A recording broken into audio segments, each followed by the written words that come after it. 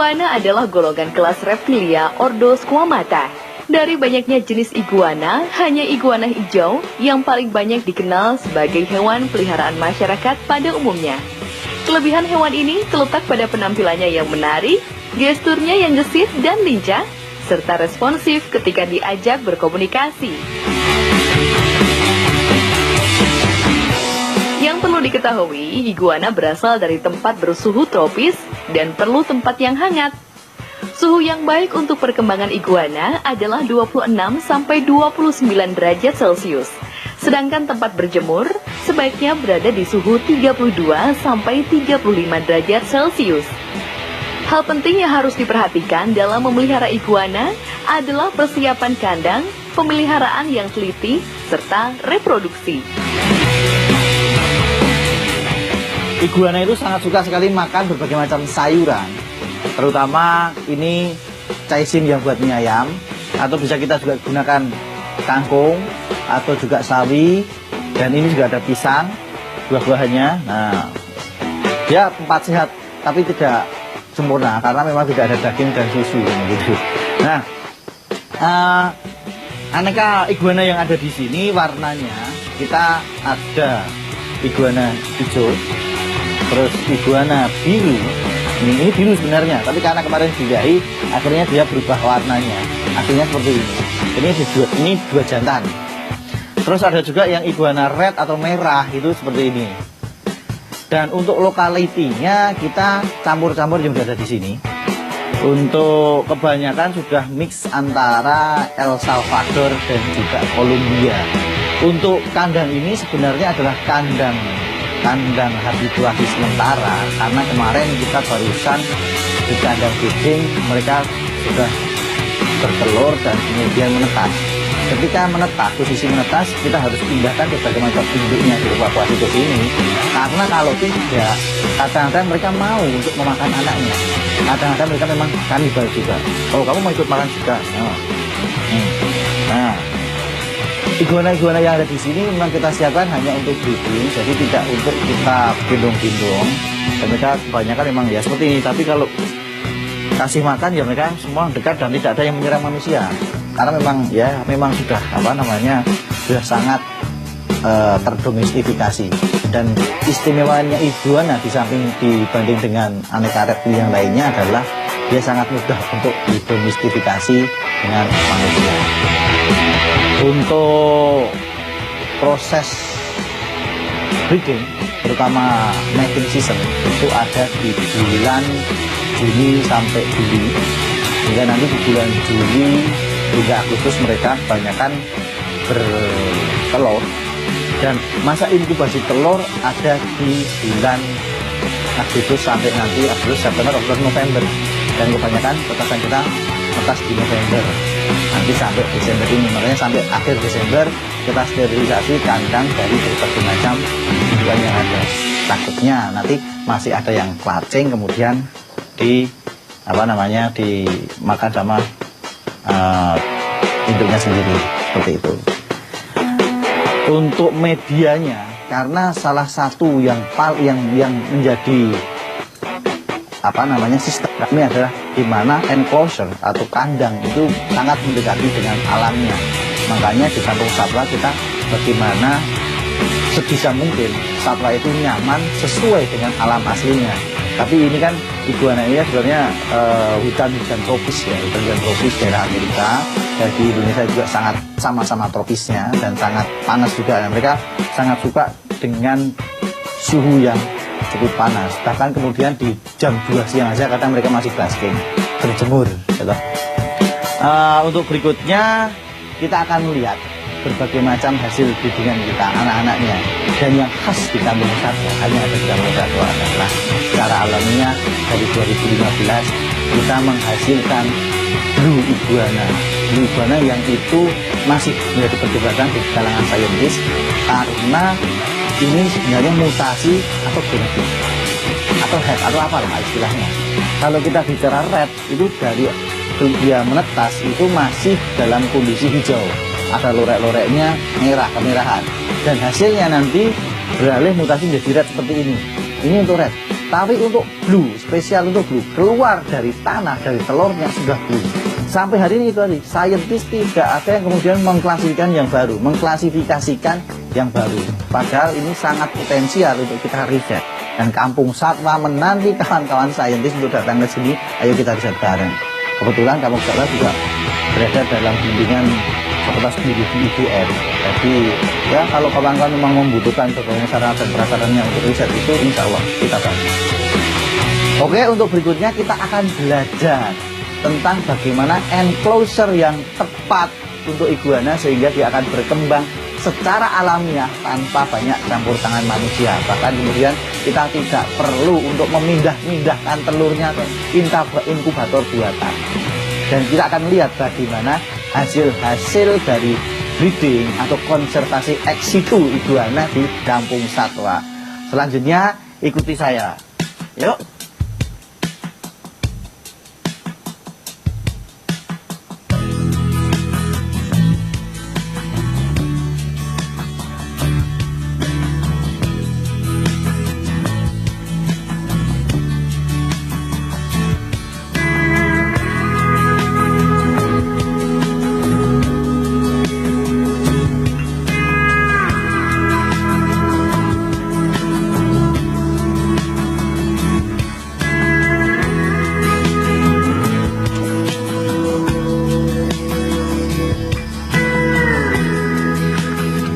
Kali ini kita berada di enclosure breeding. Enclosure ini kita ciptakan memang sebisa mungkin, sealamiah mungkin, senyaman mungkin bagi si iguana.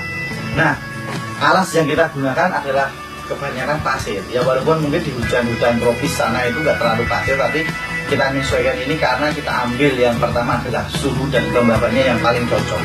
Kenapa kok paling cocok? Ya karena kemudian dengan alas yang seperti ini kemudian mereka mau kawin hingga breeding dan bisa kemudian meletakkan telurnya. Bahkan dengan alas yang seperti ini telur itu menetas dengan sendirinya tanpa perlu kita campur tangan sebagai manusia.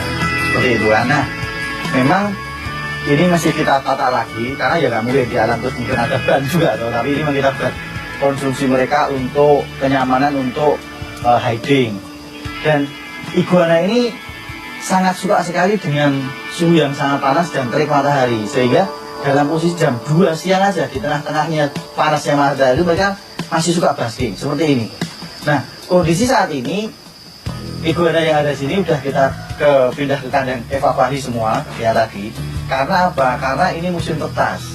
Musim tetas nanti dari telur dari pasir ini kemudian muncul berbagai macam anak-anaknya gitu kan, seperti itu. Nah, ini seperti ini tadi, dan kita akan coba kan, ini masih dalam pembahasan kita dengan Fakultas Biologi UGM, bagaimana kemudian kita lebih lagi mendekati aslinya, bagaimana tumbuhan-tumbuhan yang cocok di sini masih kita kaji. Dan kenapa kemudian kita sealamiah mungkin? Karena ini kita harus sesuai juga dengan prinsip-prinsip animal welfare yang sudah dianut oleh berbagai macam para pecinta satwa saat ini. Di samping adalah prinsip-prinsip konservasi yang perlu juga kita taati. Salah satu contohnya adalah iguana ini hewan yang dari luar Indonesia. Dia tidak bisa kemudian kita lepas liarkan di alam yang ada di sini. Kenapa? Karena nanti ini akan jadi salah satu hewan yang invasif dan merusak ekosistem yang ada. Ingat ya, tidak hanya iguana, ini salah satu contoh ekstrimnya ada iguana. Nanti ikan juga seperti itu, burung juga seperti itu. Karena ketika nanti ini sudah keluar dari kandang ini dan berkembang biak di alam, karena memang menariknya Indonesia sebagai surga Nusantara yang kemudian semuanya bisa berkembang biak di sini, maka mereka akan berkembang biak dan akhirnya menginvasi. Kawan-kawan bisa lihat bagaimana ikan sapu-sapu sekarang ada di sungai-sungai yang kemudian menjadi bikin sebelnya kawan-kawan mancing misalkan. Itu satu contoh ekstrimnya aja. Iguana di Kampung Satwa tetap kita keep bagaimana mereka hanya berkembang biak dan kita pelihara di sini sesuai prinsip-prinsip konservasi. Enclosure kandang, saya lebih suka nyebutnya enclosure. Kenapa? Karena kalau kandang itu di sini sudah terlalu luas artinya. di bahasa Inggris ada enclosure, ada cage gitu ya. Kalau cage lebih pada kandang-kandang burung yang lebih memang dia seperti apa namanya, seperti penjara kan gitu. Tapi kalau di enclosure itu adalah bagaimana kandang di setup sebagaimana alamiahnya dan kenyamanannya yang kita pikirkan. Nah, perawatan kandangnya memang yang kita tadi adalah medianya. Kita bisa bergerak untuk kesana kesini untuk kita lihat ya. Yang pertama adalah kebersihan. Ini kayaknya kumuh. Ada beberapa bekas makan karena memang ada satu yang masih tinggal di sini karena jantan ini dia bersifat soliter. Dia tidak mau bersaing dengan yang lainnya. Sehingga ketika ketemu dengan jantan yang lain dia akan berkelahi. Nah, di sini kemudian masih kita tinggal satu, masih kita kasih makan, bekas-bekasnya seperti ini. Dia tidak kelihatan sampahnya seperti apa. Sampah ini jangan kemudian terlalu banyak sehingga lembab. Karena ketika iguana nanti lembab, penyakit utama yang pertama datang adalah jamur. Nah, ketika jamur nanti kulitnya sudah berjamur itu akan susah untuk kemudian kita bersihkan, terus kemudian kita rawat lagi, dan itu rawan untuk menular. Di 2016 kita sempat kena jamur itu di anakan-anakannya dan itu menjalar semua, hampir semua kena. Jadi ini sangat susah untuk kemudian kita sembuhkan. Nah, makanya lebih baik untuk pakan memang seperti ini, dan kita memang coba tetap selalu bersih, dan yang penting kelembaban udara. Satu-satunya farm yang awal mulanya tidak ada biru dari indukan-indukan yang hijau akhirnya keluar biru di Kampung Satwa. Yang itu masih misteri ya, dan kali masih misteri apakah itu hasil hasil perubahan genetik secara alami ataukah hasil mutasi genetik atau genetik yang menurun. Ini masih dicari, dan beberapa kali saya tunggu kawan-kawan ilmuwan untuk coba riset di sini. Dan masih saya bilang tadi tetap namanya sama, green iguana. Padahal ada red, ada blue, ada Colombia, ada El Salvador. Nah, sebagaimana kita ketahui bersama, iguana adalah bagian dari keluarga reptilia, dan semua reptilia sampai saat ini yang kita ketahui yang melakukan yang namanya proses ganti kulit atau shedding, sebagaimana ular, sebagaimana kura-kura dan yang lainnya. Di iguana juga seperti itu. Makanya tadi kita akan lihat detailnya, dia ada ngelupas, ini adalah kulit yang dia ganti. Dan bedanya dengan ular, kalau ular utuh, dia keluar kulitnya, kelontongnya utuh. Tapi kalau di iguana, di kadal-kadal yang lainnya, dia settingannya adalah seperti ini, ngelupas, ganti-ganti kulit. Terus detailingnya nanti untuk Colombia dan El Salvador itu ada di kepala ini, ada nanti kita temukan ulahnya bercula-dua seperti badak Afrika atau badak Sumatera. Bukan Jawa ya, kalau Jawa kan culanya satu. Tapi kalau iguana El Salvador itu ada tulanya dua di depan sini.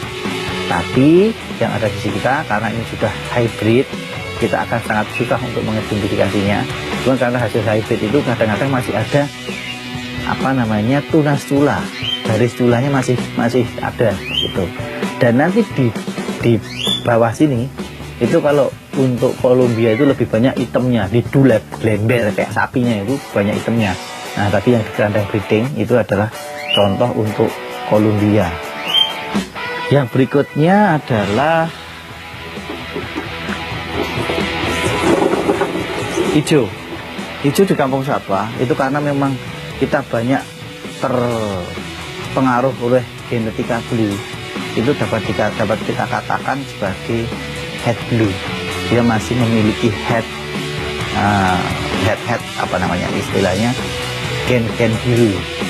Nah, kenapa saya berani begitu? Karena di 2015 kita menghasilkan blue sama hijau, dan hijau yang kemudian sudah besar ini kemudian menurunkan genetik, hasilnya biru.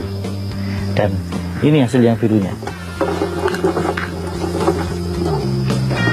Nah, biru kita seperti ini. Di tahun lalu kita ada biru seperti ini dan tanpa tunas cula sama sekali. Ya mungkin itu karena unsur Kolumbianya sudah sangat berpengaruh. Terus seperti nanti detailingnya seperti ini birunya Kampung Satwa. Ya, cocok lah kalau ada lagunya Love is Blue itu ya, iguana is blue itu. Oke, ini hasil-hasilnya. Bagi yang mau belajar bersama ke Kampung Wisata, silahkan kita bermain dan belajar di sini. Kita tunggu. Dan berikutnya nanti kita kenalan dengan iguana asli Indonesia.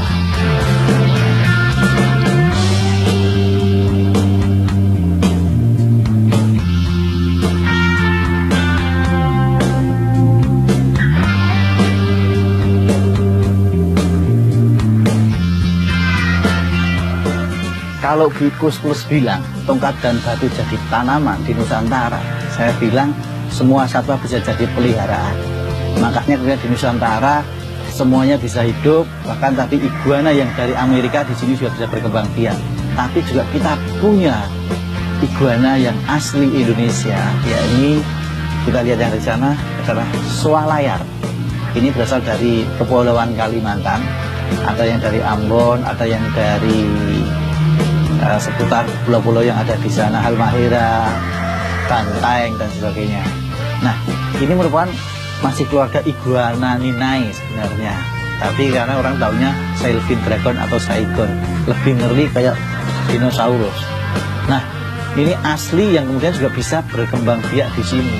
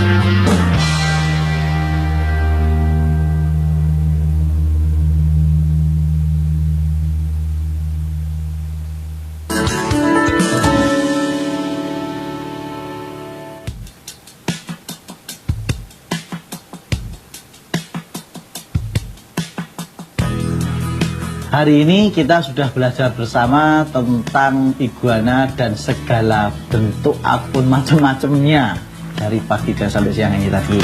Nah, dari situ sangat kita tekankan dan salah satu tips yang sangat kita garis bawahi untuk kawan-kawan pecinta satwa, ada dua saja untuk memelihara satwa.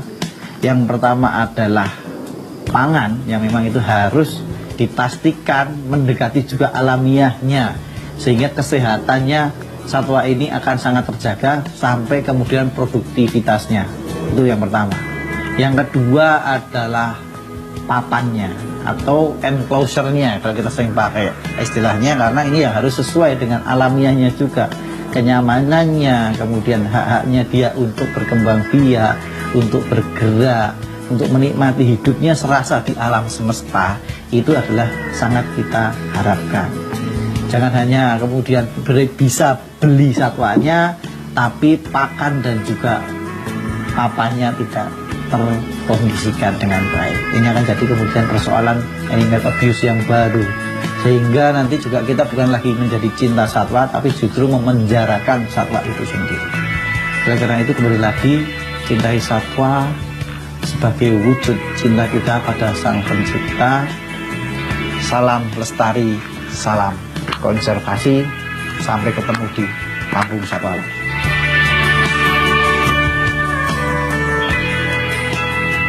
Sebagai hewan yang memiliki kesan seperti hewan purba dan keturunan dinosaurus ini, semakin hari nilai jual iguana semakin tinggi. Nah, bagi Anda yang tertarik beternak iguana, ada beberapa hal yang harus dipahami. Sediakan penangkaran selektif demi memproduksi iguana berkualitas prima. Iguana juga harus diperhatikan perawatannya dengan seksama. Dan dipahami detail penangkapannya seperti perkawinan, penanganan telur, hingga penetasan. Selain bentuknya yang cantik, iguana ternyata memiliki indera pendengaran, penglihatan, dan pembawaan yang sangat tajam.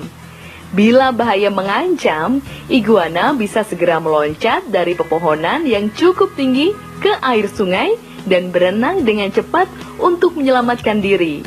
Maka jangan heran jika sampai detik ini iguana menjadi primadona di kelas reptil karena ciri khasnya. Pemirsa Yusi TV, kita sudah sampai di penghujung acara. Sampai jumpa di episode selanjutnya dalam acara kesayangan kita, Ruang Budidaya Hewan, hanya di Yusi TV.